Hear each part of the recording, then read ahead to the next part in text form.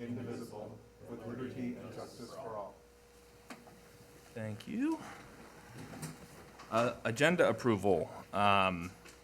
Brad, is there anything staff-wise that you wanted to change? Yeah, Mayor and Council, 2 items I would like to ask to be removed from the agenda tonight. One would be the dust control billing discussion 8B or 9B, and the open book meeting discussion 10D. And the reason being, both were items that Councilmember Bottoма wanted to talk about, and he's not here this evening.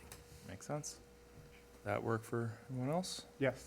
Anything from council? No. Perfect. Then I will go ahead and entertain a motion to approve the agenda as modified with the removal of 9B and 10D. I so move. Second. Any discussion? All those in favor, say aye. Aye.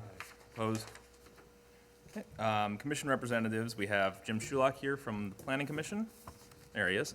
And Tom Anderson, I believe, online. He is online. Perfect. So if anything in your guys' wheelhouse comes up, feel free to speak up.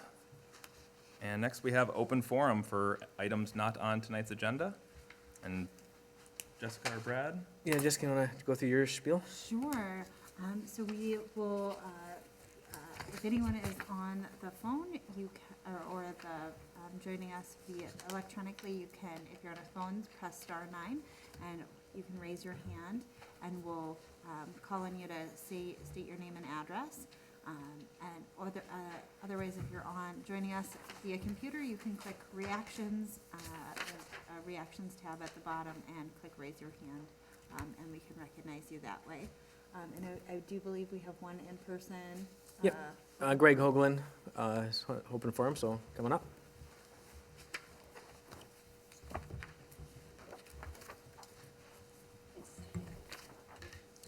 Good evening. My name is Greg Hogan. I'm at 19220 Hackamore Road. Mr. Hogan, I apologize. I didn't say the 5-minute information, so each person speaking is offered 5 minutes, and the council can certainly extend that.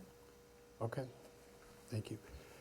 I wanted to, my neighbor, Jeremy Nichols, has come forth and is continuing to push pretty radical change to the city of Corcoran associated with conditional uses. And it's my understanding there's a public hearing on August 5th. Is that correct? Yes. And my first real question on this is, in my conversations with Jeremy's proposal of doing this with over 1,000 acres of Corcoran land by a person who's lived here for less than 2 years and has been on the council for less than 200 days, the people that I've been talking to that actually own land in Corcoran and been in the city, like myself, for over 20 years, have a very real concern about why and how people can come in and dictate their land use. And so I think some of you were elected that we're going to have open communication with all citizens of Corcoran. And if we're going to have a public hearing with residents that own over 1,000 acres of land, my question is, how are we going to communicate to people in the dead of winter or dead of summer that they should be, one, aware, just like a home development coming into their backyard with signs and what have you? Are letters going to go out? Is it being posted on Facebook or the city website? My real question there, Tom, is how are we going to communicate so that we have an accurate discussion and debate from the people that are going to be affected by this radical change? That's my question to you tonight. What do you think? And I can get you probably a better answer outside of the meeting here, and then try not to do too much of a back and forth. But I think kind of a lot of the things you touched on we'll be doing. Social media, we'll be sending out letters as required. And certainly open to any other thoughts on spreading that word. Again, my history, I was up here probably 10 years ago when the city of Corcoran had no cameras or on this, and or in the first development, we didn't even have a policy of putting up a sign or barely even sending letters to people. So this is a very radical change that Mr. Nichols is driving with people that have been here for a long time. And my face-to-face dealings with people, especially this week, are one, they're not aware that this discussion's going on, okay? And two, are genuinely, when you explain what Mr. Nichols is proposing, they are deeply concerned. So my question is, we should have a actual discussion, and hopefully it's not with two people that happen to stumble upon that there's this discussion and it's one-sided. It's the Ravinia people telling everyone in the 36 square miles what they can and cannot do with their land. I don't appreciate it, and it should be you got a communication challenge, is my point. Thank you. Thank you. And Mayor, at this time, we don't have anyone who's raising their hand online. Give it a couple seconds just in case. Otherwise, we will go on to consent agenda, which consists of items 7A through 7I. Is there anything council would like to pull? Could we pull item 7E? Yep. Anything else? Okay, then I'll entertain a motion to approve consent agenda items 7A through D and F through I. So moved. Second. Any discussion? All those in favor say aye. Aye. Opposed? Thank you. 7E, which is accept donations from, I think that's actually wrong on the agenda cover page I have, but the donations, Yep. the one you want? That's the one. So whenever we get donations from individuals or entities for something that's benefits the greater city of Corcoran, I'd just like to pull that aside and say a special thank you to this family, Dean, Denise, and Becky. Is it Durheim? I think so. I believe that's how you So pronounce it. thank you to you for your generous gift to the city for the Children's Passenger Safety Program. Absolutely, and I believe the Burlingame as well. There's a couple donations there. So yeah, thank you very much. Thank you. I'll make a motion to accept Perfect. item Accept. 7E. Second. There we go. Any further discussion on that? All those in favor say aye. Aye. Opposed? Thank you. On to planning business. We have a public comment opportunity for item 8A, which is requests for amendments to Chapter 82, which is the nuisance section of our city code. And And if anyone's listening, if you would like to raise your hand by pressing *9 if you're on a phone, otherwise if you're on a tablet or a computer, you can click reactions and raise your hand. At this point, no one's raising their hand, but we could go to the people in the audience first, Yep. then follow up. And council, we have Mike who'd like to speak on the item. Please step up to the podium, state your name and address for the record. Thank you. Michael Beinert, 23160 Meadowview Drive. Before I start, I just want to briefly thank Councilor Member Bodema and Mr. Martins for speaking with me on the telephone regarding the issue of the nuisance ordinance. I found both those discussions to be helpful and provided some clarity. Back in May, I received a notice for having a trailer parked in my driveway. Mr. Mayor, may I approach and hand you the notice? I just would like you and the council members to see what the actual nuisance was. Initially, I was quite angry that I received the notice. For some background, I purchased my home in Corcoran back in August of 2020. I live in the very northwest corner of the city near County Road 19 and Oakdale Drive. My property is just over 2 acres, and all the properties on my road are 2 acres or larger. I moved to Corcoran to have space and live in a more rural area where property owners are free to store trailers, recreational vehicles, own horses, and most importantly, live without the watchful eye of a homeowners association or restrictive government. I have 2 points for you.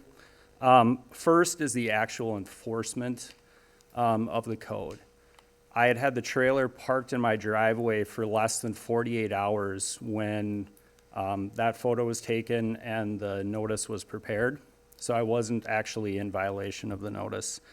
I then had the trailer moved before I even received the notice. But when I received it, I was quite surprised. I didn't understand the code in Corcoran.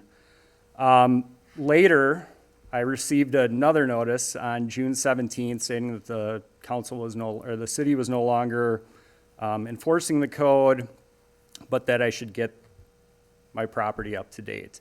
As I stated earlier, I had the trailer moved the same week that it was parked there. So it's not really an issue for me at this time. My understanding is that that issue still has to be cleared, but it's still an ongoing issue. But if moving forward, if there is going to be any code enforcement, I don't know if there's a way to do that in situations like mine where I haven't violated the code, but I received notice. To me, it just seems like an inefficient use of government time and resources.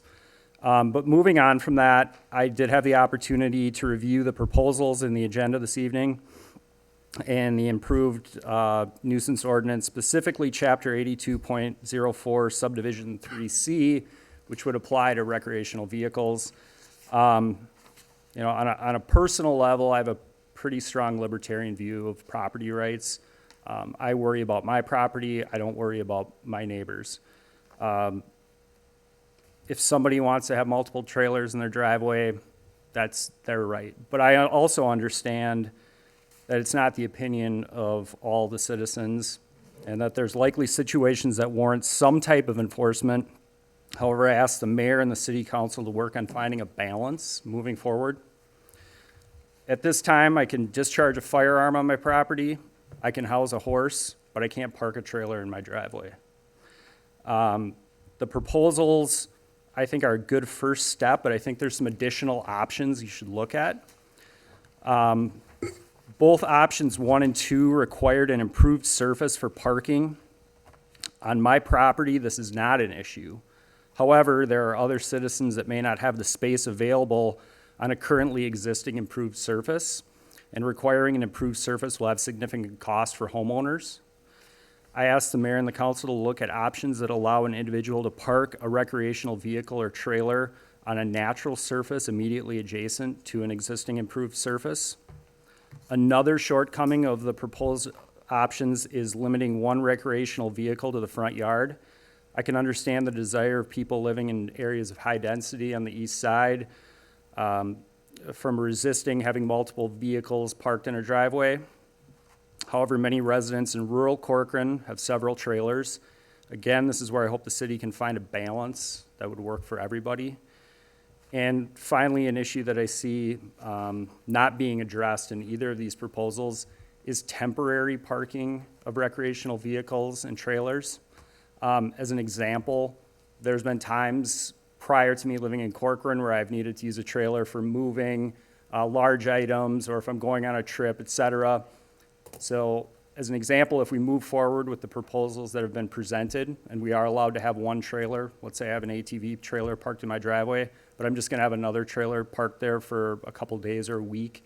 Hopefully there's something that can be done to avoid code enforcement on an issue like that. So as I said earlier, I appreciated Mr. Bottom's time, Mr. Martin's time, Mr. Mayor and Council. As you move forward, I hope that you remember there are many people like myself who moved to rural Corcoran to have freedom to park a trailer or an RV in our driveway, to stack firewood where we want, and not be micromanaged by overbearing government. And finally, if we do move on from code enforcement, maybe we can dedicate some of those resources to stopping the drag racing and litter on Oakdale Drive. Thank you. Thank you. Thank you, Michael. Pardon? Thank you.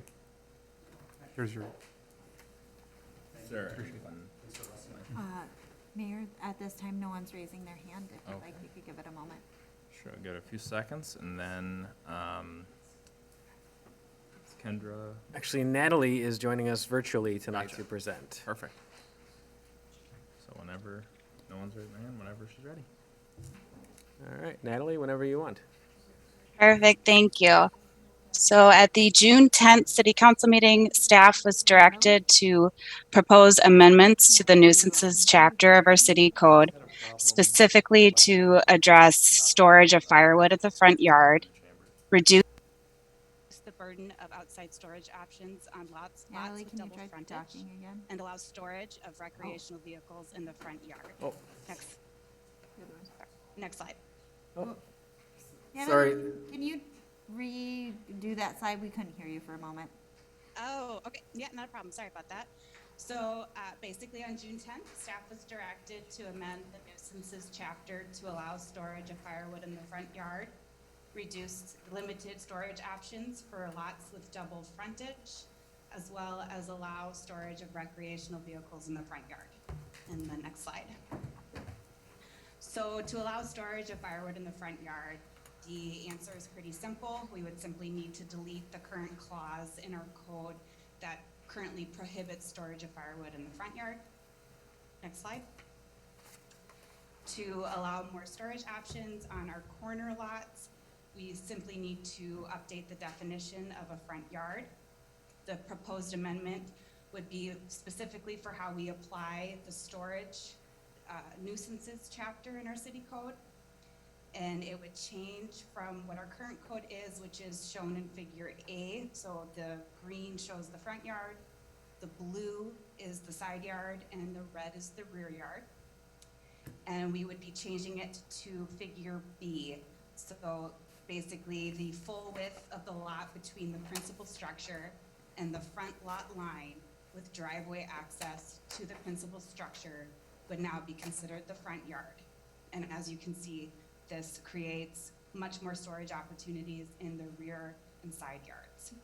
Next slide.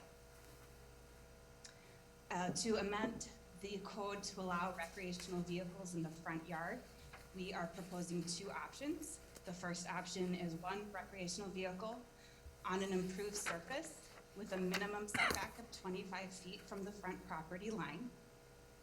The second option is similar, except for the 25-foot setback would be changed to locate the RV entirely in the back half of the front yard closest to the principal structure.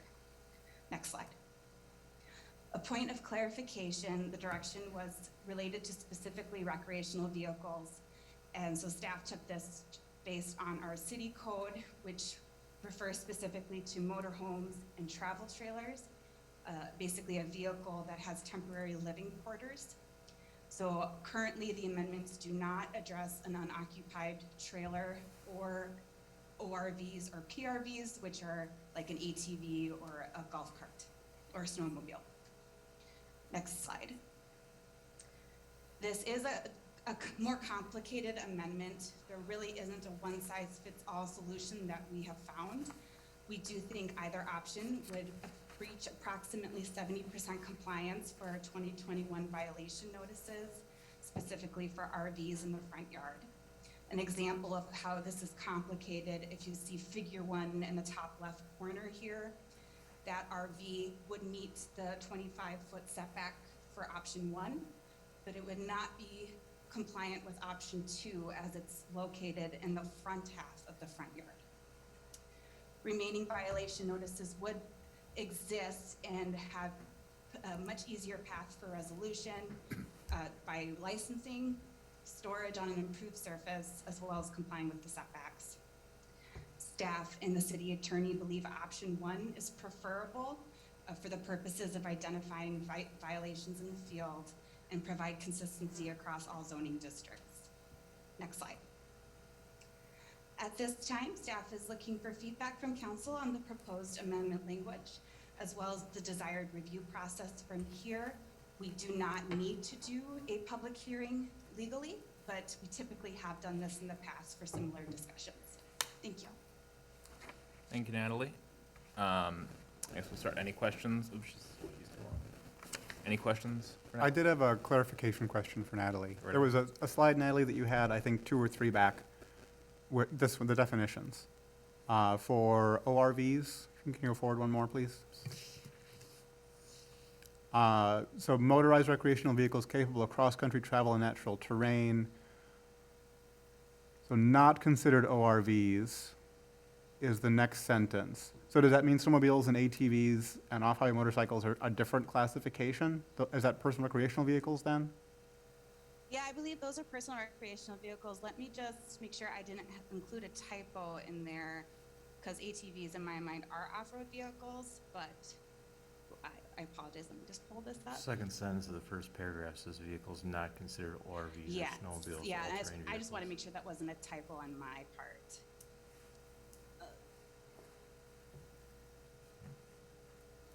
Okay, correct. So vehicles not considered ORVs are snowmobiles and all-terrain, so those would be considered personal recreational vehicles.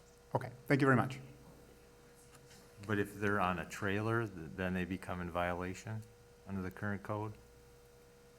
So currently, basically, PRVs and ORVs are not allowed in the front yard, and an unoccupied trailer is not allowed in the front yard. So an ATV on a trailer would still not be allowed, basically just by the way our code's written. If we want to adjust that, we would definitely need to make some further changes. Yeah, I think that's something we need to look at, because there's a lot of times people have their snowmobiles sitting on their trailers in their front yard waiting to go on a trip in the wintertime. They're not gonna be And able to get them through snow into their backyard. Yeah. A lot of people are pulling them out of storage in the fall, and that's where they're gonna sit until they're using them. And Right. one point of clarification too is it's not considered storage until it's been parked in the same place for 72 hours. Yeah, They're not gonna. that's, and the problem with time limitation clauses is they're almost impossible to enforce. It's almost, like, the only good reason to have them would be a complaint-based thing and not a actual,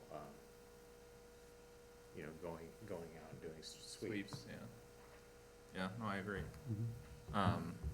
I think particularly about adding some sort of language about the trailers and some of those vehicles on trailers being allowed, I think should be added to whichever option we go with. Which I think would just be as simple as adding that in as another one of the accepted vehicles or items.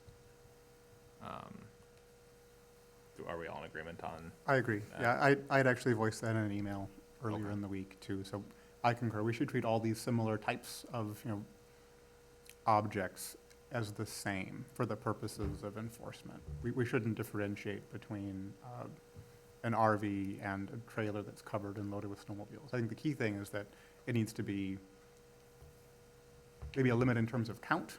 I don't know that one is the right number, but you don't want, 15 things backed up in somebody's driveway either. I noticed in some of the comparisons, and thank you, Natalie, for the great work you did putting together the packet and all of the ordinances that were reviewed along with Nicholas. It was really helpful to go back and look at what other cities have done. I believe it was Rogers had a limitation of 3, which to me feels like about the right number for a more rural area where you have a room to do it. I'd be interested in hearing what the other council members would think about going up from just 1 allowed to a Oh, yeah. different small integer. Well, I can tell you, I have an RV and I have a boat and I have snowmobiles. And in the summertime, by law, I'm permitted to pull my RV behind my pickup with my boat behind it. So I pulled double down the freeway, and I'm gonna always be hooked up before I go on a trip. So I will have 2 trailers sitting in my front yard on my truck waiting to go when I leave town. So if you're limiting to 1, I'd be in violation every time I wanna go somewhere. So, Well, Mayor and Council, however, we do have the 72-hour That- storage item, but it goes back to code enforcement, how can you enforce it? yeah, well, and that's where, as you mentioned, the complaint comes in. So practically, this is really unique for Mr. Bynett, for example. We do 1 sweep a year, and it happened to be on the day, that he had his RV parked there. That's pretty unique, actually, that would take place. So that's where a cleanup would say, call the staff saying, hey, I got this letter, I don't get it, it's not even there anymore, and we would hopefully say, that was the day, okay, we'll just drive past one more time and check you off the list, we're done with it. But it does help with the code and the complaint-based side, where we actually can drive by, check, and then check it a couple days later. So I think keeping that in is helpful from a complaint-based. From a practical standpoint, it's very limited sweeps, once a year, and maybe a check back through again. So it's not like we're out there hounding people, it's just once a year to keep things cleaned up. Yeah, I guess I would focus on things that we know we can enforce without having to go back and rectify in that regard. But yeah, I mean, having 2 trailers out, I have no problem having more than one. It's understandable you're gonna have more than one, and then having it on the front yard. There's just a lot of homes you can't have a trailer anywhere other than your front yard, Right. So I think we definitely need to make the change and include that. Improved surface, I'd like to get some more information on what's classified as an improved surface. Some cities were pretty defined in what it was, and they excluded class 5 gravel or things like that, so. That was kind of peculiar, wasn't it? You could Yeah. have any gravel but class 5 to be Yeah. improved. That's odd. If Mayor Council is okay, if Natalie tries to address that. Natalie, what are our standards for improved surface? So I'm looking at that right now. Any type of improved surface that is paved or otherwise constructed with bituminous, concrete, aggregate, or gravel. So it basically, we just don't want it on grass. Okay, so That's class interesting. 5 basically works for us, or any type of aggregate rock. Sounds like it, yeah. That seems appropriate to me. Yeah, works for me. Yeah, that makes sense. I mean, I've stored stuff on grass too over time, and the grass grows right back, but. Yeah. I don't have a big problem with either way there. I think the big thing is including some of the other options like gravel. I'm glad that would be the case by our does- definition. It does designate a parking space though by having something down versus you could have, Mm-hmm. if we had 2 trailers, you could have one on this side of your house and one on that side of your house in your front yard. Mm-hmm. And as long as they're within the 25, outside of 25 feet, it'd be acceptable. Right. It also helps to avoid grass growing up around something over time to have the aggregate requirement. Yeah. Okay. So I guess with a couple of those tweaks that we've discussed, looking at the options themselves, where are we on option 1 versus option 2, the 25-foot setback from the property line or the back half of the front yard? Staff's recommendation, I believe, was option 1. Correct. I'm okay with option 1. Okay. I don't have a strong preference between the two, personally. I think option 1's easier to enforce, and that Yeah. it allows more people more options.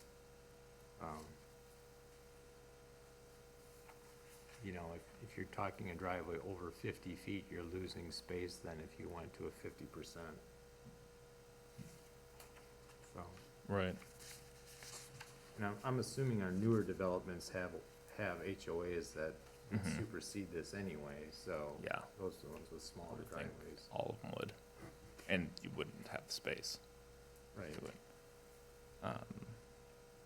Okay. So I think we're in agreement on that and the addition of, well, actually, we settle on a number for trailers? 2, 3, or items in general, 2, 3, what are we thinking on that? We agreed more than 1. It's just the front yard, correct? We're talking. Yeah, I It guess with the wouldn't limit the calculation backyard would or be the the side total. yard. Right. The limit would be in the front only.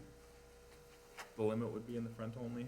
Natalie, can you confirm that the limit of the number of items would be just the front? Correct, yes. Okay. So option 1 or option 2 would limit, either if we increase the limit, but that is specifically to storing it in the front yard on an improved surface. Gotcha.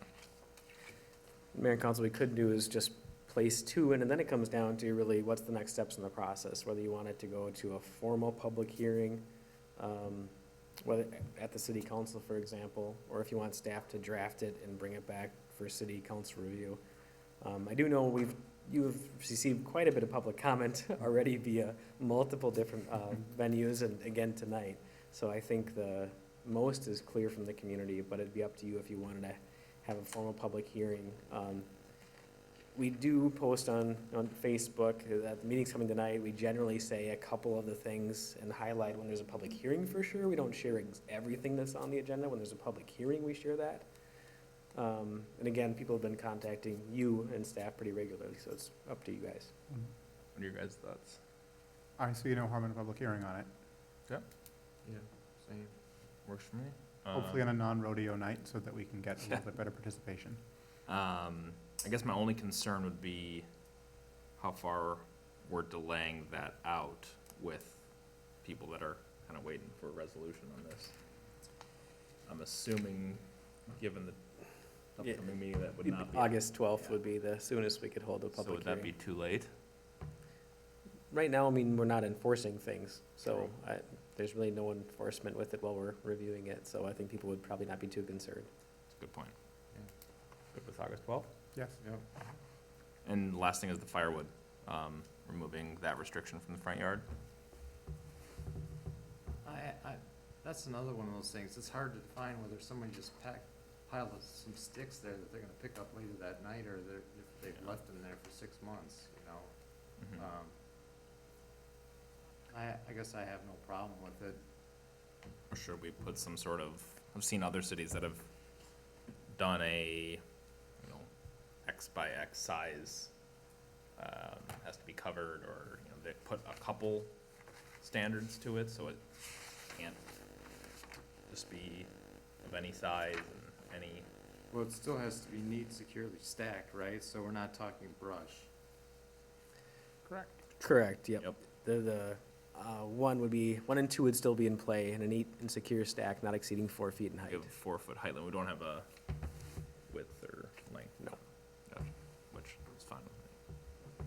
And that would really make sense, especially in the front yard, not having sightline issues with high stacks of wood, especially if you're on a corner, for example. Right. Will this also apply within the 25 foot, or is that? Natalie? Mr. Mayor, currently, this would not be applicable to a 25-foot setback. Okay. It would have to be on the property, so it can't be in the public right-of-way. Gotcha. But at this time, we're not proposing a setback unless you'd like us to do that. I don't think so. No. No. Okay. Then I think that's all of the big items on there. Is there anything I missed you guys like to discuss? From my reading, I think the rubbish and brush item is probably covered under F, which reads the accumulation of rubbish, waste, matter, disused furniture, et cetera, et cetera, et cetera. Accumulation might indicate an aspect of time. So I know at our last session, we had a lady who had complained about being cited for having brush that she hadn't had an opportunity to burn yet. I think this would give us enough flexibility to deal with a reasonably short period of time, somebody building up something to prepare to burn or whatever in a compliant way. She mentioned too something about, there was something written in the violation about the preferences to recycle or chip rather than burn. Is that how we actually have our, I think that was in the burn permit application. that was in the burn permit application, I think that's what she said. not in the violation? I haven't confirmed it, but that's what I recall. Okay. I don't remember. I can follow up on that, where that's from. But Thanks, she had a good point. I mean, she couldn't burn when there's a burning ban in place. So I don't know how we can, Yeah, we can Necessary. violate them for when there's nothing else to do. Mhm. Yeah. right, so in a situation like that, when a burning ban is in place, do we stay those type violations, or? Well, and that's where Matt and I are about to follow up on that. Typically, we don't issue a burn permit during those times. There's no possibility of even getting a burn permit. Right, The- we don't wanna Good point. encourage it either, so Yeah. I would think we would hold off on issuing violations when it burn, for something that could be burned, to clear a violation. And that's where it gets to be difficult, so, Right. you know, there are other ways to dispose of it, and if your neighbor doesn't enjoy looking at that for 2 months in summertime, there are other ways to dispose of it too, other than birding. Yeah, I think that's, and that, a lot of that comes back to what's proactive code enforcement versus what's complaint-based, right? So, when we're looking at complaint-based stuff, my tendency would be more to lean harder on the ordinance when it's, you know, proactive. There should be a little bit of common sense in some of these things about timing. So from a staff perspective, that's very difficult. So it'd be, which laws do you want us to enforce? It's not, you're not saying it's difficult to use common sense, correct? Well, one neighbor's common sense is gonna be very different than the other neighbor's common sense, I can tell you that. As I think mentioned in the previous staff report, as much as RVs were wished to be left out by some, they're one of our highest complaints looking at somebody else's RV. So tell me which one's common sense there. Yeah. I see your problem. This is why no one wants to do code enforcement and staff. All right. Okay, so are we good with it as it's written there then? With just removing the restriction and not adding Yeah. else? Yes. So I think that's pretty much everything. We'll go to the public hearing on the August 12th August 12th. and take it from there. Perfect, thank you.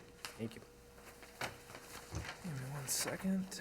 Let's see here. Up next, unfinished business. We'll have another public comment opportunity. And so Jessica or Brad? Wonderful, thank you, Mayor and Council. Anyone who's joining us electronically, you can press *9 on your phone or press under the reactions button, there is a raise your hand, and we'll recognize you to speak. We'll have you state your name and address for the record. Mayor and Council, we have nobody in person, and so far, no And one no one online. online. Okay, we'll give it a few seconds. And if there's nothing, we'll go right into the presentation. Is No. Kevin presenting? Yep, that's to Kevin. Go right ahead. Sounds good. Thank you, Mayor and Council. This is a formalization of what we brought forward last meeting. There's really a couple brief slides here. This is a recap for folks that are witnessing it here. We're focused on the study area, the city-owned property immediately south of City Hall in the red box on the screen. And it's really a feasibility study that looks at the construction of City Center Drive in 79th Place. We took your feedback from last council meeting and incorporated them. The real significant change was just we got the formalization of our assessment, or of our appraisal information. So the 429 assessed, the proposed 429 assessed column is really the only significant change from the previous slide, and that's shown here. Next slide, please. And then so that, therefore, we were able to update the preliminary assessment roll. That calculation is on here. That's what we would bring forward with the public hearing next August 12th as well if we move forward with the project. And that, it's small in the lower right corner there, but those are the properties we looked at, and they're in the report in full detail. So with that, really, I'd be happy to go through anything more if there's further questions, but tonight we'd ask you to, discuss the feasibility presented, review and discuss the preliminary assessment roll provided, ultimately accept the report, and then order the improvement hearing by resolution. And with that, I'd be happy to answer any questions. Thank you. Well, is there any specific area you guys would like to start at in the report? It's most of the content of it is, if not all of it, is the same from what we kind of discussed last meeting. But if there's any specific things that popped up that you have questions on for Kevin? Or Brad? No, my only question I had was regarding the appraisals on one of the properties, but you're probably not able to speak to that. I think it was the property just to the south, they showed nil value. To the south of the red box. No, to the south of St. Therese or of 79th Place. I thought that's what I read. Is that because the property size and the driveway going off onto 116? I believe I believe those two had values. I think the Yeah. nil one was the property south of the lower red box. Yeah, and the reason for the Oh. nil is that that would be incorporated into the larger piece surrounding it. All right, sorry, I got the wrong one mixed up then. No, that makes sense. Anything else that sticks out? I had a couple questions. Go for it. On page 4.2, traffic signals at City Center Drive and County 116 are likely to be needed in the future at some point, depending upon timing and rate of development. When that becomes necessary, I assume that will be part of that development contract, the funding of those signals when they become necessary? It's a little bit of a hypothetical on what we lay out in the future, but we always evaluate, according to our current policy, we evaluate the impact and what that, what we can, what's needed for whatever said development that comes in. So we typically do a feasibility study that would then recommend what improvements are necessary, offsite improvements are necessary. So I can't, it really speaks to what comes in, what that looks like, if our policy's still the same and how we approach that. So it's a little bit difficult to answer for sure. I guess the thrust of my question is, we're not locking ourselves into having to fund that for sure in the future as it develops. That would be something to be considered on a per-project basis and would be handled just like we do for any other development, where often it's covered as part of the development of that next project. I'll jump in there, Kevin. Good question. So with the way the purchase agreement is written for St. Therese, it is a number for transportation improvements based upon a project. Now, if when their formal application comes forward, the council at that point wants to add a requirement on, oh, by the way, you're 25% of the cost of a signal, I think you could try to do it then. I think from a 429 standpoint, assessment standpoint, we're at the level we are with St. Therese based upon the purchase agreement. So I think it would be with the application saying, yeah, we get that. That was for the road going in. I'd have to see if the appraisal included any benefit from a street light. I'd follow up on that. But it could be, this is needed now because you're coming in instead of later, and because of that, you're 25% of the cost or something. So I think we have another bite at the application time. Okay. Anything else? Yes. One more thing. Go right ahead. So page 5.2, there's a discussion about which way to route the sewer. I know there's several options that are presented. Are we able to tip the sewage north to the northeast interceptor with both of those options, or only with one of those two options? Sorry, what page were you on? 5.2, proposed improvement alternatives. Gotcha. Either alternative, we're still in our comp plan sending sewage to the north. Okay. So it's really about how much we can send without a future lift station. And then some of the alignment really doesn't make a difference, it's other reasons, but if we go with the recommended one, we're maximizing what we can gravity feed to the northeast.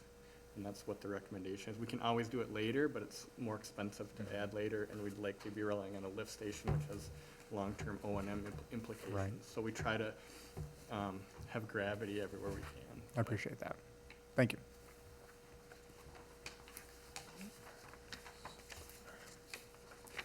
Is that the last one you had, Jeremy? That's it, yes. Okay.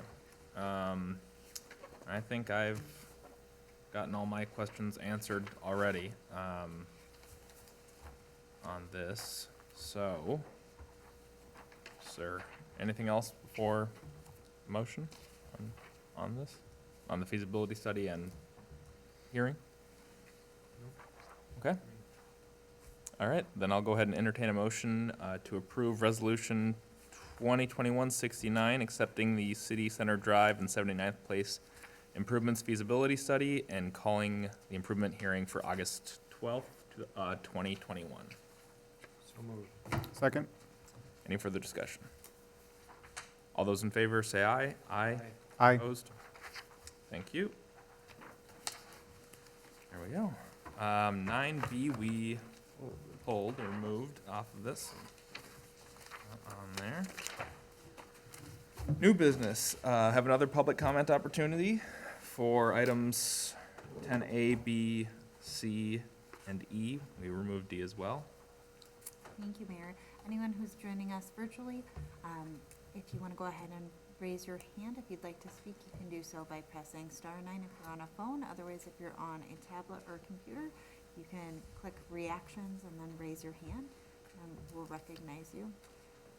At this time, I don't have anyone raising their hand, and it does not look like we have a comment card from anyone in the audience. Okay. And we'll go right into it. I believe Kevin? Yep. Right ahead. Thanks, Mayor and Council. The first item here, A, is FEMA floodplain mapping, and I don't have any slides. I'll briefly try to explain it. It's a complicated process, so, but really FEMA, every couple decades even, it's a little bit irregular, but they try to update their FEMA models, their floodplain models, and it's a complicated process. It's high-level process. And one of the reasons they're doing it more recently is, some of the precipitation models have changed. And if you look at the contours on Hennepin County GIS, the overlays don't follow the contours. So there's, a lot of landowners complain about that because it requires them to get additional letter of map revisions to eliminate insurance requirements. So there is a need to adjust it. But through this process, they work through the DNR, and the DNR has worked through the watershed. But we were notified a couple months ago of their preliminary information, and they gave us a little bit of chance to review it, and then they pulled it back. When we got that snapshot, we noticed some pretty significant irregularities that will impact a lot of Corcoran. And so we've been working with the watershed. Our watershed Commissioner Ken Gensner and alternate Commissioner Tom Anderson have been strong leads to get the watershed and other member communities. This doesn't just impact Corcoran, it impacts the whole Huck 8 region, which is a lot of Elm Creek watershed. So there's, I think, 8 member communities. And so the watershed has initiated kind of a formal, kind of identify the issues, what can we do to get this more accurate? And they've kind of put that package together. So we've been appropriately leveraging the entire community, beyond just Corcoran. We're leveraging the watershed, which is an appropriate mechanism for that commission. One of the outcomes of that is they identified specific culvert crossings or drainage crossings that had subpar, in our opinion, information. And this is really in response to that. There's, 30 of the 80 significant drainage crossings are located in Corcoran that we feel have insufficient information. And that's not totally uncommon in this process, but we really want to get out ahead of it so it's incorporated in the model earlier, because if it gets accepted, then each individual landowner has to go through and apply for revision later. So we've asked Wang to prepare kind of a response to this model that's coming at us, and really we laid out the 3 steps that could happen. We're really only recommending step 1 because that's where the urgency is right now. We have time to decide and react to the other steps. But we're asking for a survey basically of those 30 culverts that needed better information. So that's what the ask is today. And then we do recommend, considering some of the other costs for when we go to the 2022 budget, because tasks 2 and likely 3 will be coming at us at some point when they give us the formal 30-day review period. So with that, I'll recap again. We're looking for a $6,000 authorization to complete culvert surveying, and I'd be happy to answer any more specific questions if you have that. Sounds good, thank you. I have just a couple quick ones. The task 2 and 3, so that wouldn't happen until that meeting happens and that 30-day period happens, and we're fairly confident that will be 2022 or beyond. We don't really know when it happened. Like I said, they kind of put it out there, and the reaction when people got it was so strong. And I would say pretty significant discrepancies we were able to prove kind of just at staff level and watershed commission level that they were able to kind of withdraw that period. Gotcha. We don't know when they're going to come back, but we do have 30 days. So one option too is to to authorize the second one and at the directive of staff to initiate that response faster and more timely, that is an option. We don't believe it's gonna be tomorrow, but it could. Gotcha. So it's an unknown thing. Likely by the time it happens, and actually we would compensate the consultants, it would likely be pretty close to 2022 in most scenarios. So I think we're okay with one. If we want to be extremely conservative, we can authorize 1 and 2, and just at the discretion of myself or Brad to execute that upon receiving that notice. Gotcha. Thank you. Any other questions for Kevin? Question with regards to the survey. So they're gonna actually do field work on the culverts, go out and look at them and look at water flow? Is that what they're doing? They're gonna survey the elevations, the type of material, the EOFs of the road crossings, the size of the crossings, and make sure that's accurate in the model. So it's a certified elevation, and then they can take that data, because it's certified, and they can plop it into the model. And what that should do is really significantly draw down the flood elevations, and so, there's critical, I know, some of these elevations are downstream Corcoran. So if we draw those elevations down, it impacts the rest of the drainage way all through greater Corcoran. And that's one of the reasons why we're recommending using general funds for this, is because it's such it's a good use of, it impacts everyone along a floodway. There's a lot of property owners, and it might cost them $6,000 individually in some cases per property to, complete a Lomar or Clomar. So it's a significant deal to anyone that lives along a floodplain in Corcoran. And so if we can get out ahead of it, we potentially can save certain situations. This by no means guarantees someone doesn't have to do a floodplain, but it's an effort, a very wise effort in our opinion, to get out in front of this problem. If they're out there, can they give us a structural opinion on the culverts as well, if they need replacing? Just throw that one under the table. I mean, we could, they'll basically do an evaluation, and if it's egregious, and now's a good time to do it actually, because the water's so low. Right. And we're, at a public works level, on a side note, we're really capitalizing on that and getting rid of some of these, or replacing some of these big culverts when it's a lot easier without high flow. So to your point, that would be very visible and easy for them to check and say if it's in good or poor condition. I will say about 3/4 of them are what I would call public crossings, and 1/4 of them are on private property. So we will do everything we can at a reasonable level to notify and explain. If someone says not on your property, we're just gonna skip that and hope that the model will draw it down enough for them to take out an outlier. But we're not, we're doing a cursory contact to go on the property, but if they fight us, we're just gonna skip it. That's not part of this, so. Hopefully they understand that it benefits them, and that's our plan is to. What happens if that culvert benefits properties upstream from that? We have no ability to go in and review it for them? Not if we don't have an easement over it, no. So we would rely on just reasonableness. We might have a couple that we don't get. And some of these conversations lead to, a larger conversation about stormwater fees and utilities that start addressing some of these regional drainage Ditching. issues. Ditching. Corcoran, it's gonna be something that bubbles up. This probably will be a bubbling point when these FEMA models get ultimately released, because it'll impact a lot of the properties along that corridor. So, this is one of the examples of, where a stormwater fee could be effective, or a stormwater utility could be effective. So a lot of variations on that.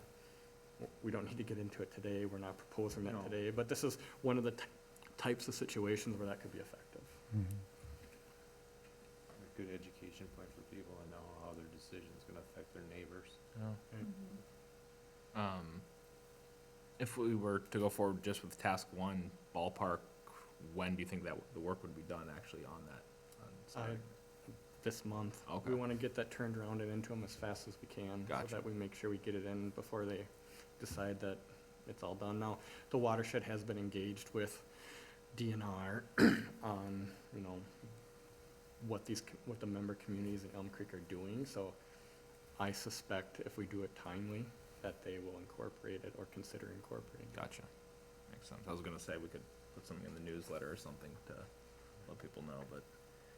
Yeah, I'd like to think for most, there's some pretty good relationships Yeah. built that we could use to say how this is good for you, and this is why. So I'm confident that Kevin and Pat and the team will get the most. Sounds, There's some pretty strong evidence that we can present to them that this is in their best interest to allow us to help lower this model, so.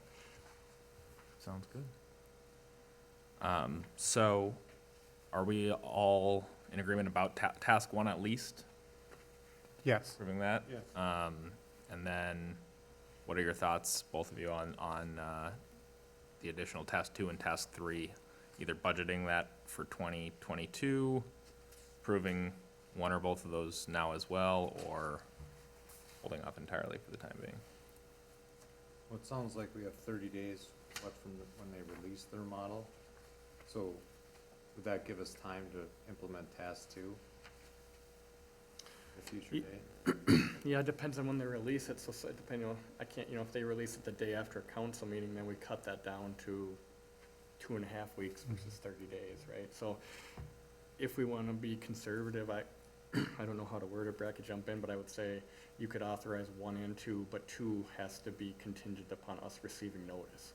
So we can't authorize it until we receive that notice, but we could come in and, okay, let them go, and we can tell you at the next council meeting we receive that notice, or Brad, I Although- don't know how that. I'd assume that we'd have some advance notice of that meeting. So if we were at a council meeting coming up and we knew it was coming, that meeting was happening on Friday or the following Monday, we could always put it on the agenda that week. Yeah, I guess the question would be of whether is there any reason why you wouldn't authorize it anyway? So if that's the case, you might as well authorize it as needed. Right. We'd be charging it to the stormwater fund. So what we would do is likely include the 12,800 in the 2022 budget. If we had to do it in 2021, that fund might go negative for a little bit, but we have the rest of the city's finances to cover.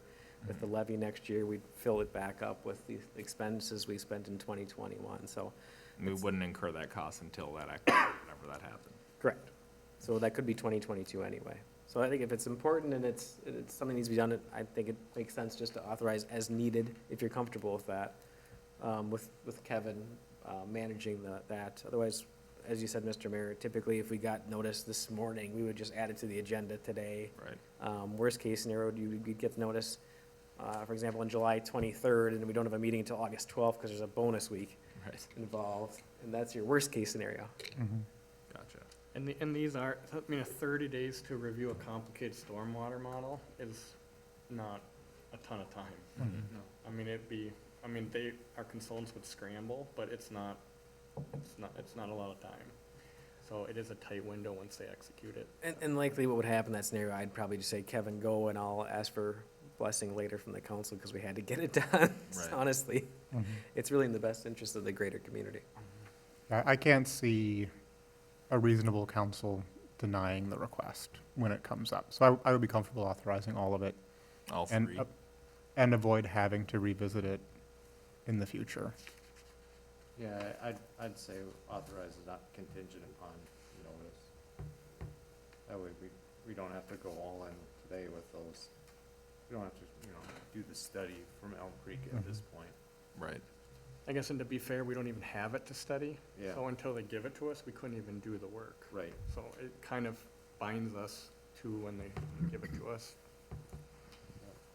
Okay, I'll go ahead and make a motion then to, approve task one, the culvert survey in the amount of $6,000, and task 2 and 3, contingent on notice of the meeting. Second. Any further discussion?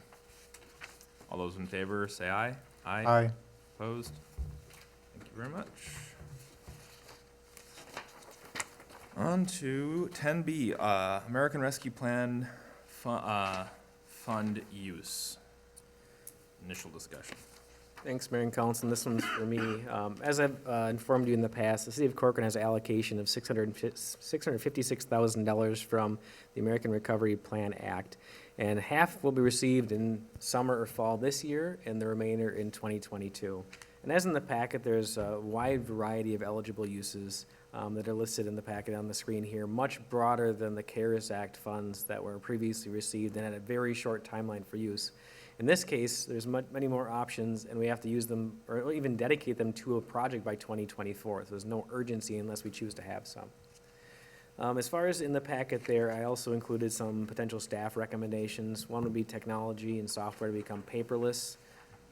We have an opportunity to enhance our cybersecurity network. Obviously, cybersecurity is a hot topic these days, and anything we can do to protect our system is important. I also noted infrastructure that is eligible, such as water and sewer.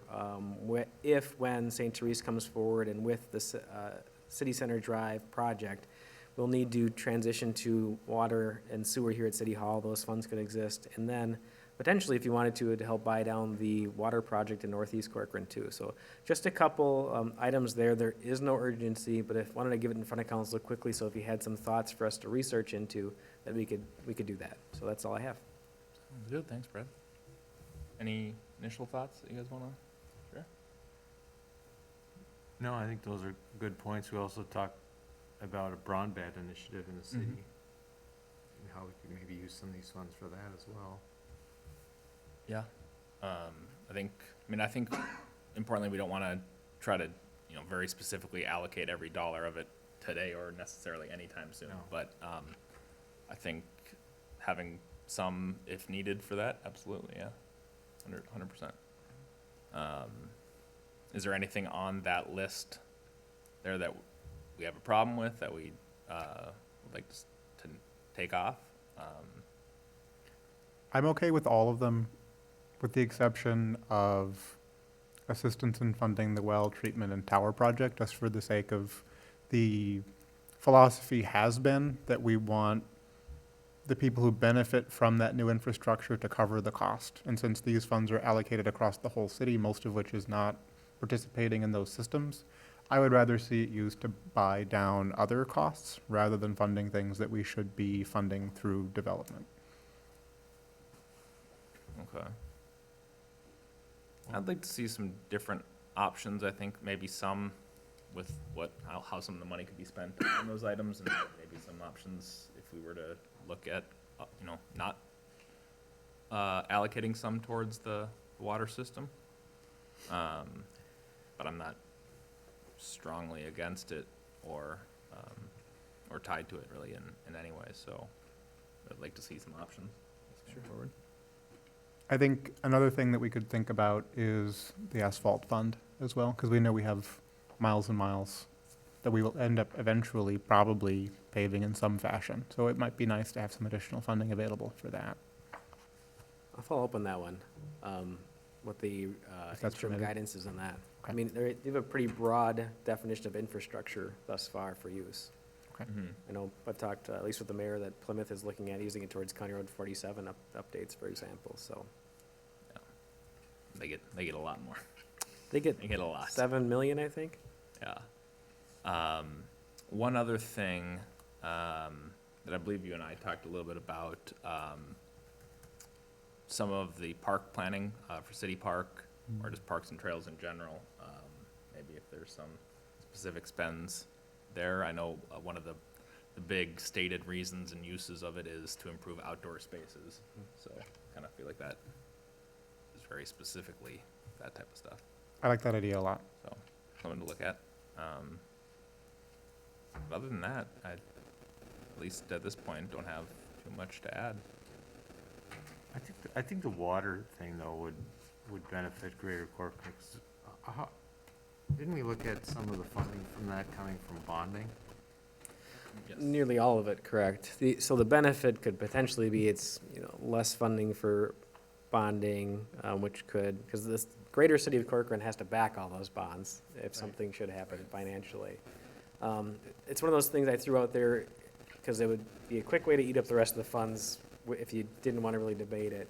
But the other side of that is it eats up all the funds and there's less you can do impactfully. And if the general citizen, see your annual bond payment is $10,000 left over 20 years, I'm not sure who's exactly gonna feel that across the tax levy. Right.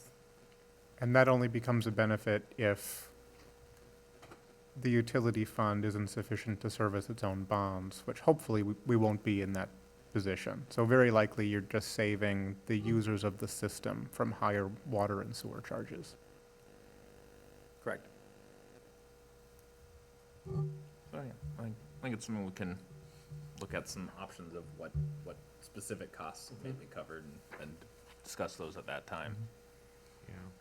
There was a couple items in the, agenda packet I just want to comment on. There's, one of the recommendations was assistance for household items and assistance for business hardships. You know, while those are great ideas, they become incredibly burdensome on a city of our size to administer something like that, and there's other public entities in the region that are better equipped to provide those, services to people. So I just wanted that out there in case somebody saw that and was hopeful that that would be something that the city of Corcoran would consider. I just don't see how a city of our size could set up a program and Yeah. administer it without It would, a larger tax impact. right, and it would burn through that relatively quickly without much of an actual impact. Right. Yeah, no, that's a good thing to point out. Okay, so I think is that everything you need? directional? Yeah, and this isn't To closed, start? obviously. If there's other thoughts, let us know. Once we get the funds, you know, we'll maybe bring a couple options for implementation on some of the smaller, quick items potentially, and moving from there. Sounds good. Perfect. Okay, and we'll go on to 10C, which is the Public Works Staff Planning. Brad. Mayor and Council, I will lead with this one, and then Kevin's the expert, because it's his team, obviously. But in front of you tonight is a pretty significant request to add additional staff in Public Works. And really, it's related to two major areas, one operations and the second development. Operationally, it'd be to catch up with demand from additional infrastructure with a new operations superintendent position. And then with development, just to oversee more of the reviews in-house, including a new development superintendent and then a new administrative assistant / building permit technician. And these are just made-up quick titles that could change. I'm not wed to them, other than the superintendent level in general. And then updating Kevin's role as Public Works Director. Really, and with Kevin's job description right now, he gets no credit whatsoever for being a engineer, and that's something that should get fixed with anything we do. This wasn't in the packet here, but I thought it helped explain or show the growth. So since 2010, we've added 907 new homes, and that's through 2021, so I'm having a projection for this year. I have no doubt that it's gonna be around the 250 range or potentially even higher, close there anyway. But 646 of those new homes would be within 2019, 2020, and 21. So 71% of that growth being in a 3-year period. So you can see the strain that's getting on all of the departments, but focusing specifically on Public Works tonight. And with that, so here is our existing structure, and just on the right-hand side, I just want to add, there was 0 full-time staff added in 2019, 0 full-time staff added in 2020. We held back in 2021 because we built the budget during a pandemic, and we added somebody for the mid of this year. We did tweak a little bit of additional seasonal and part-time staff over those years, but that was the only tweaks. And as I mentioned there, our staff planning for this year was during a pandemic when we just held tight and didn't predict the growth to continue as it has. So right now what we have, you see there, we have the Public Works Director, Kevin, on top. We have contract engineering that Kevin oversees. He oversees the construction services coordinator position, which oversees building inspections. And Kevin also sees the Public Works Superintendent, which is all operations, and also water and sewer, streets, park, fleet, everything else, all under one structure here. And it's too much at this point. And the recommended staffing structure here, I have the shown changes. Again, with Kevin, it's really tweaking his job description for those engineering roles, adding that administrative assistant / building permit technician. I'll go into finances here shortly, but that would nearly all be funded. I'm looking at 70% funded through actually building permit revenue, because that's a lot of what that person does. On the operations superintendent, essentially that would be a new position above where the operations manager, which is really Public Works Superintendent today. That person would be able to step back and provide some leadership, guiding, training, and overseeing everything that the operations team is doing, versus just being in the field and trying to do that at the same time. I did also add, in the red down at the bottom, we need some assistance for recreation. assistants, and that's really seasonal. Then moving over to a new development superintendent, and that'd be a person in-house who would be taking the lead and taking a lot off of Kevin's shoulders, guiding development so he can do his job for Public Works, overall visioning. And then eventually, you'll see on the right, a utility superintendent, and that's not proposed. That would be at some point when we have a utility, and under that would probably be a water plant manager, and other positions as well. It just kind of shows the structure going from director to superintendent and down to manager. And speaking of manager, at that level, you'd at some point have a parks manager, for example, a fleet manager, like I said, a water manager, as we break out that way. From an operations standpoint, as much as I just say operations superintendent, it incorporates a lot. Streets, parks, stormwater, water, sanitary sewer, and you might say water and sewer, well, we get it from Maple Grove, and we give it to the Met Council. Well, we have to manage lift stations, we have to have Gopher 1 checks, we have to have water leaks that we're investigating. There's actually a lot of water and sewer that's taking place now. The public building maintenance, fleet maintenance, all sorts of purchasing and contracts. And then, by the way, those 907 homes have citizen requests that they'd like to talk to us about as well, too. So that's part of the job as well. From a development side, we have Bellwether, which is half done, let's say. Rush Creek Reserve hasn't started, that's 257. Tavera hasn't started, that's 549. Amberley, Bellwether, if that goes forward, is 192. We have potentially St. Therese, potentially Cook Lake, more and more coming down. We've been holding back, but the trend is going. Even if we decided in Corcoran right now, you know what, we're done with development. We have, nearly 1,000 new homes still coming at us, so this structure is not overly aggressive, I would say. As far as the funds, I am proposing on jumping on this now. We're just stretched too thin. And this is general fund budget impact. There are billable hours for development that would cover 60% of the cost for, say, the development superintendent and 70% of the administrative assistant with these duties. So I'm saying for 2021, say we have an October 1 start for everything, which I think would be really hard to fill everything in a couple months here. There is a $55,000 impact to the general fund. For all of '22, you have to keep these people and have full years. We're looking at about a $240,000 impact to the general fund.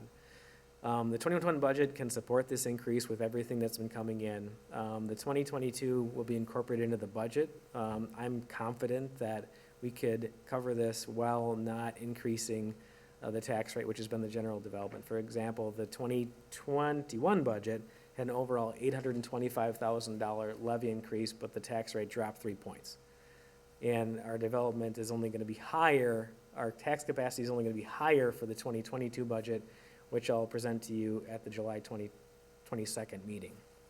Say, Brad, Yeah. quick question. When you say 3 points, what decimal point is that? Sorry, it went from 45 point something to 42 point something. Okay, so that's 3% of tax Yeah, capacity. yeah. Thank you. Yeah, I apologize, should be more clear on that.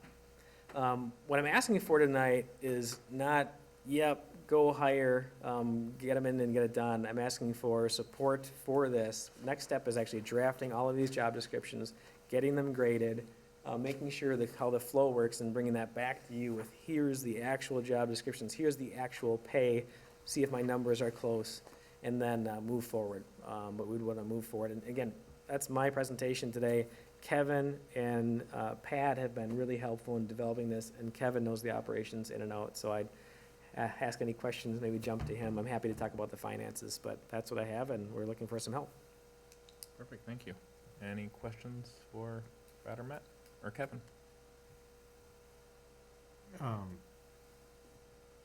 Yeah, I mean, the biggest concern is gonna be the budget impact and how it's gonna affect the levy rate.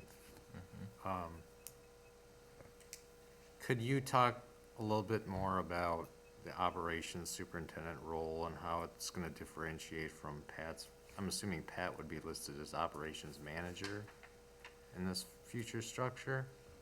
In the future structure, his current position would be retitled as operations manager. Okay. Could you talk to some of what would differentiate the two positions? Because, I mean, I understand there's gonna be some things that would be taken away from Pat's table here, but. Talking between operations superintendent and operation manager? Right.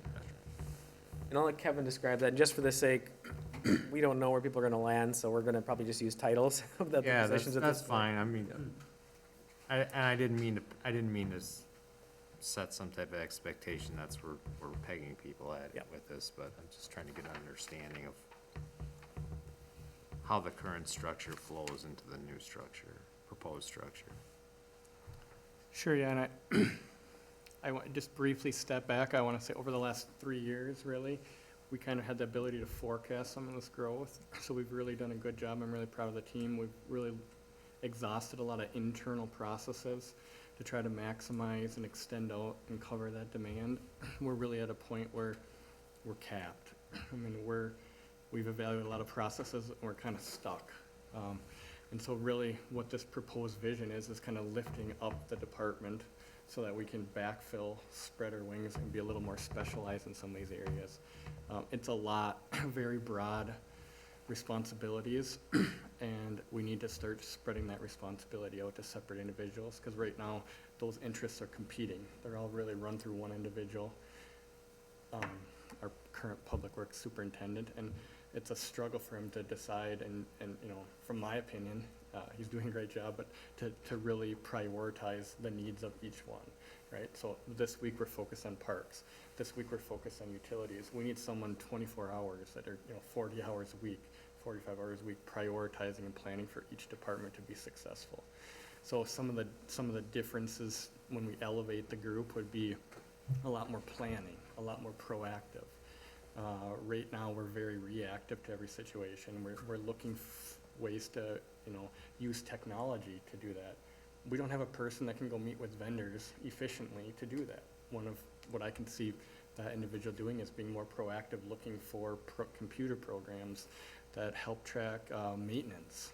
You know, we don't have a body to do that because we're putting out fires. We're just barely keeping our, you know, nose above water on the other demands, and those demands are ever increasing.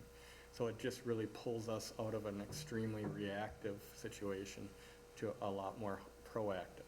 It's gonna take some time, I'm gonna be honest. Like you gotta start somewhere, you gotta start moving the levers other places, but the expectation for that position would be a lot more mentorship, a lot more supervision, and a lot more planning.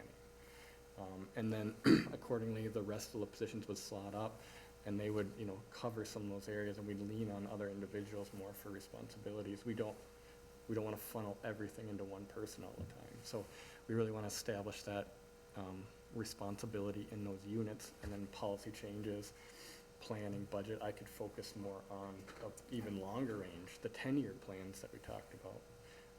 We're surviving, but if I graded myself on a 10-year plan, I'd give it an F. And I don't want that for the community. I don't want that for you guys. So we need this to happen to lift that up. We've maximized what we can do internally. I think we've been patient and appropriate. You know, we don't always get these you know, there's a phased, even say Ravinia, we haven't accepted the first edition completely. The end of this year, we could accept 1 through 6. And that just absorbs a bunch of responsibilities. And now we have 3, 4, 5 developments. We're just taking on 3 miles of road and all that comes with it. We're appropriately getting by saying, developer, your problem, developer, your problem. As soon as we fully accept that, it's even more our problem, and the expectation from residents is they want to be served, you know, in a timely way, and we have to have bodies to do that. So I'll stop and I'll pause for more reaction. Hopefully that. No, that helps. Other questions I might have, so we put it in 2021 budget, so I'm assuming the proposed structure is what we think we need based on our needs today, right? So. Yep.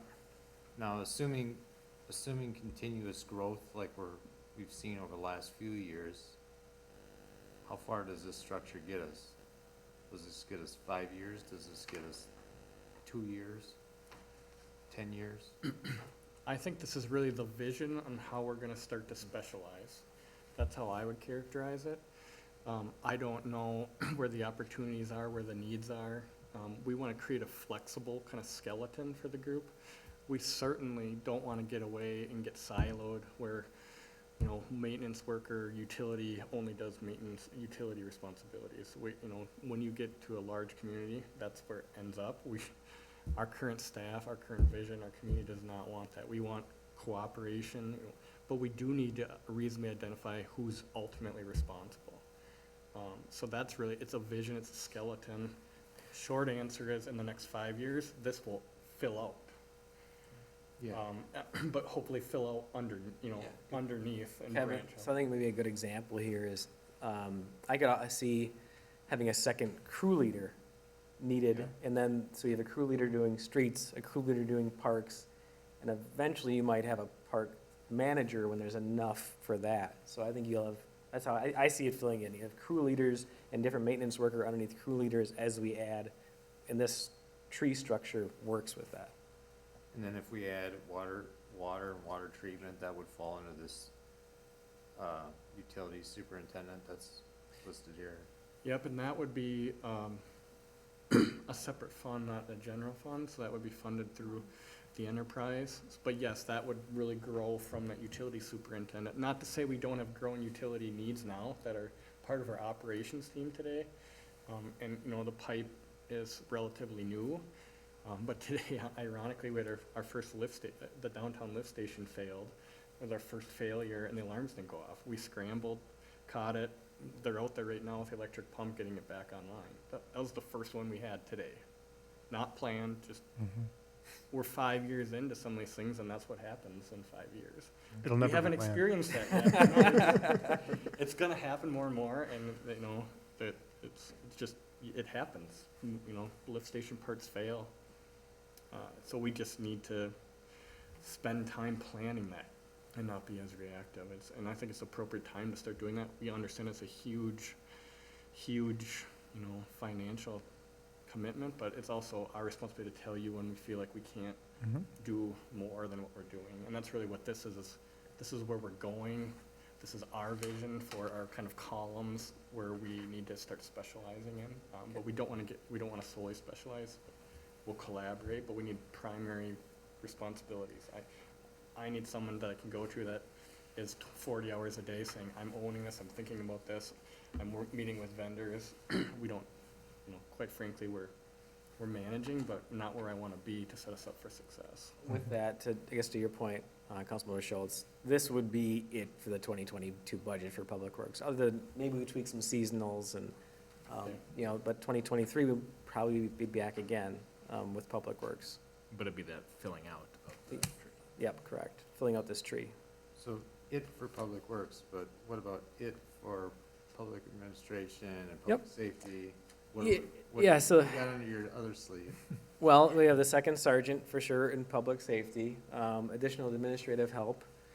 In admin, we're looking at a potential HR/communications person, because we're not doing a great job in either one of those right now for the same reasons you kind of show with the numbers. We're looking at probably an intern for administration. Again, we'll have that recreation help. The biggest assistance for this, this is a huge, actually, ad for admin. Right now, Shauna, a ton of her job is building permits, a ton. So we basically have lost our admin assistant for the admin department. Adding this person in Public Works gets us a Shauna back to actually be an admin assistant for the admin department. So this is actually helping more than just Public Works with this. So on July 22nd, we have a work session, and that's where I won't have the job description drafted by then, but I'll have these numbers built into my budget for 2022 that'll show you, it'll pump out the tax rate. So that's my job in 2 weeks from tonight, is to show you how this works with the tax rate. And there'll be, all the work we'll get done is maybe have half the job descriptions drafted by then, if we're lucky. Maybe one of them drafted by then. Unless Kevin gets somebody to work 40 hours a day, like you talked about there, that'd be pretty impressive. If Kevin has a time turner, I want to borrow it.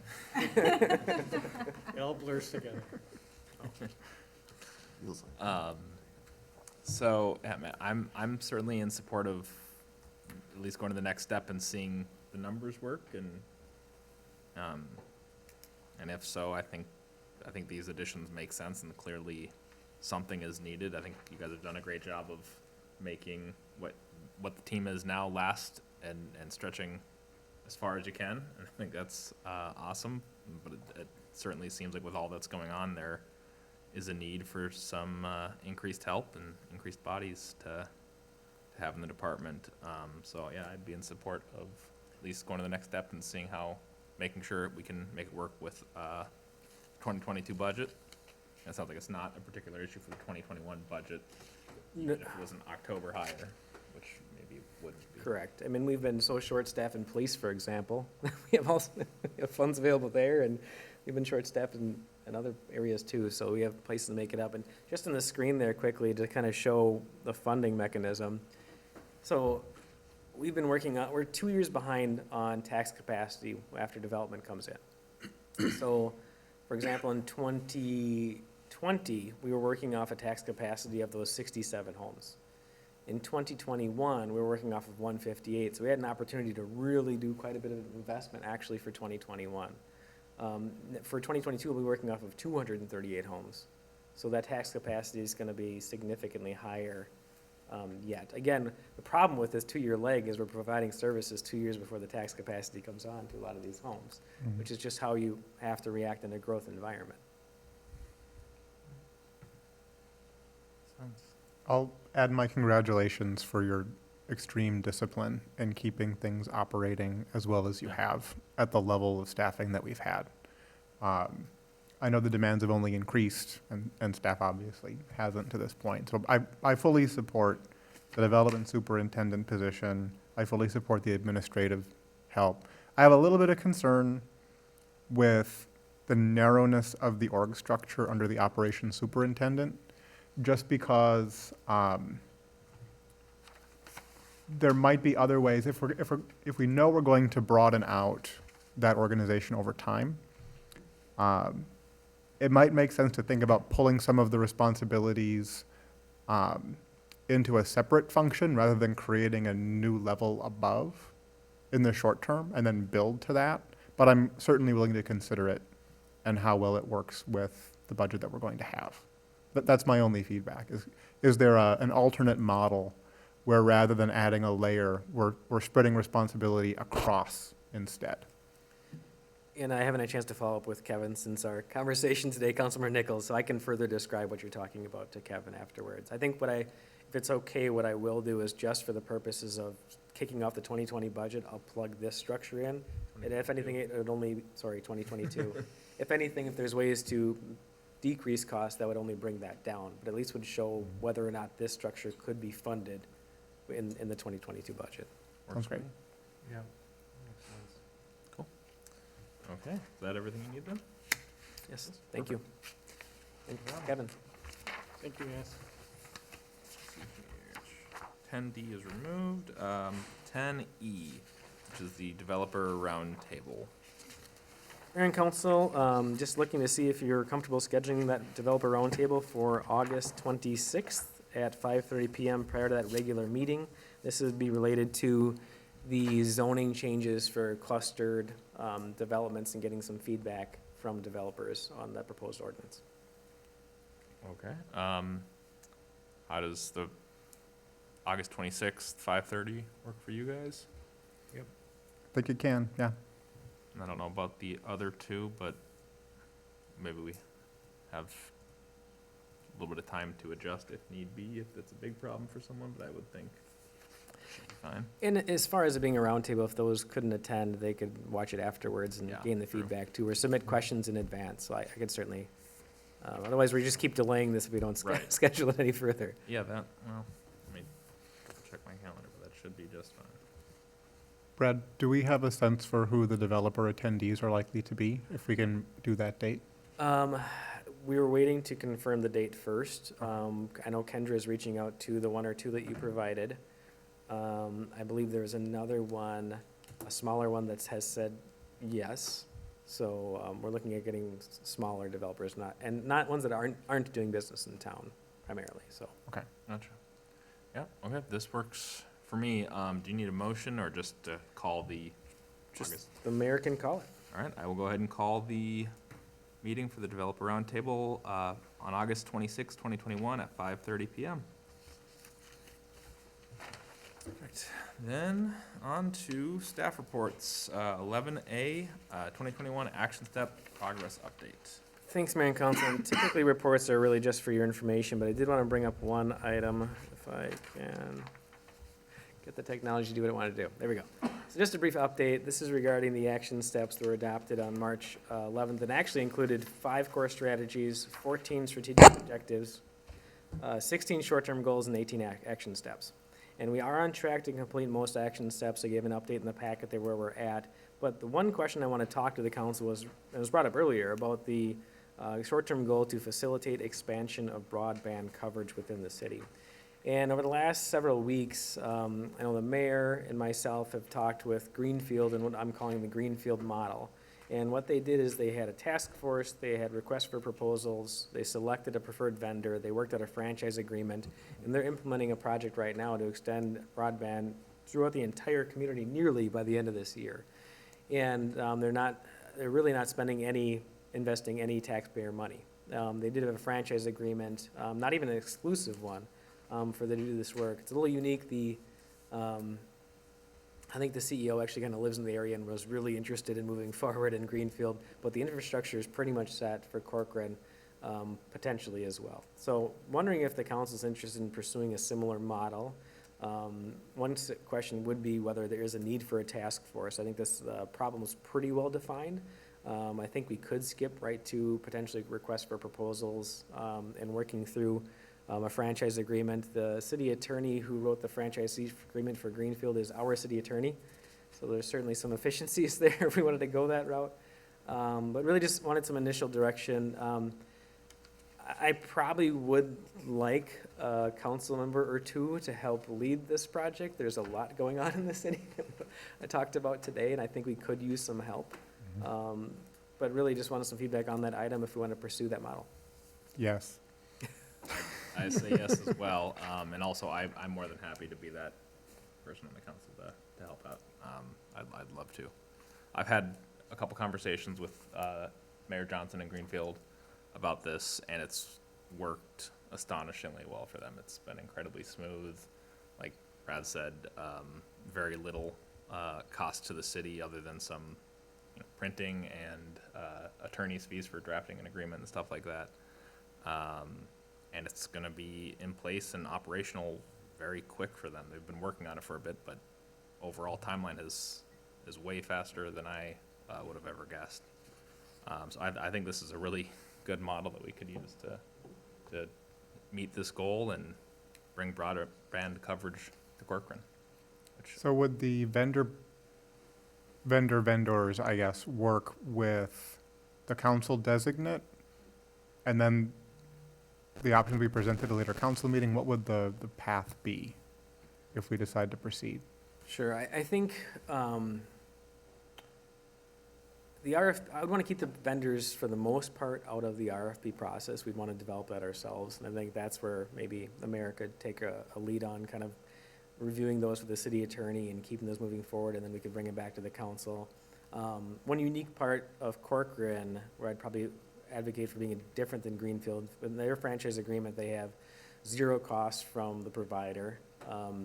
Here in Corcoran, we already have a franchise agreement with Comcast that they have to provide us a 5% rate to be within our right-of-way. And I think giving someone else a 5% discount on their bills would maybe give them a competitive advantage. So I probably recommend keeping that 5%. But just kind of tweaking it that way and keeping it moving. I think the attorney would draft quite a bit, and we at the staff level would make sure we're meeting all the legal guidelines for noticing. But just someone to keep it moving and keep the discussion is going to be very helpful. It helps answer the question. Yeah, thank you. That makes sense. Any other thoughts on it? What type of structure are they putting in? Is it are they putting in fiber? Yes, fiber. Yep. They have. They're going to have speeds from 100 megabits a second all the way up to 5 gig a second speeds by August. Okay. I hadn't seen 5 gig other than in very specialized situations. So it's a wide range of options that at least that provider seems to be bringing in Greenfield, but it's all been fiber. This what I've seen. Assuming it's public knowledge who the provider is in Greenfield, can you share it with us? Yeah, it's Midco, and if you even do a Midco/Greenfield, they have a special website just for Greenfield residents to. They've been advertising the heck out of it, so I assume it's public. And we would open it to all the providers, so Comcast, CenturyLink, Midco, and there's a couple other smaller ones as well. And Brett, I think I heard you say that it's not an exclusive necessarily, so we could have multiple. We're not locking ourselves into one vendor. I think that's smart, because you get in cheap and all of a sudden you can hike up the rates and you have an exclusive right away, for example, so. Right. Makes sense. Sounds good. Cool. Is there anything else with the action steps that you guys wanted to discuss? Where we are on those? Sounds like generally on track and making progress. I had kind of hoped that Counselor Bottom would be here to give his opinion, but I'm comfortable proceeding with the three Anything we have. specific? On the broadband system. We'll get them on board. Okay. Then, if that is it for that, 2021 City Council schedule, busy. Besides that, Brad, have any comments? Yeah, just the work session is actually be the budget and finance plan, and actually it's not a trunk stormwater fee, that's the water planning fee for the water tower well and treatment, to see how that would shape out finance-wise. So it's a big finance work session. We'll try to get everything done in an hour. We could certainly hold another work session after that, and then we have a very busy planning meeting on the 22nd. Yes, we do. Okay. I have a question. The August 12th work session, 5:30 PM, not scheduled? What Oh. does not scheduled mean? We have to call that yet, which I think, Can I do that right now? let's see. Yeah, you can call it now if you want. Does that time work? What day is that? Thursday before the meeting. Okay. Oh, yeah. That work for you guys? Yeah. Let me just I double will check. go ahead and call the work session on August 12th, 2021 at 5:30 PM for the fire service work plan. Good, that makes Matt have to get things done by then. All right, well, with that, that is everything, and hands down, the best time we've made this year. It's a good job. I will go ahead and make a motion to adjourn. Second. Any discussion? All those in favor say aye. Aye. Aye. Opposed?